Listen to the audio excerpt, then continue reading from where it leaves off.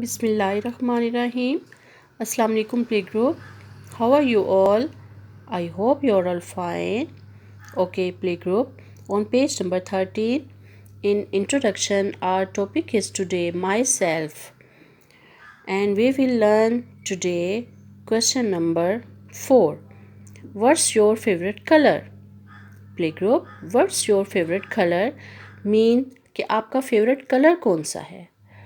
Playgroup, there are many colors like pink, green, yellow, white, orange, blue.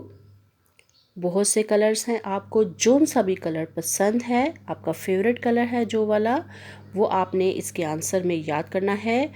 और आपने answer कैसे देना है? My favourite colour is red, my favourite colour is blue, my favourite colour is green. Okay play group, learn this question today. और आगे बढ़ते जाओ, पढ़ना है, रुकना नहीं. Take care. अल्लाह हाफिज़.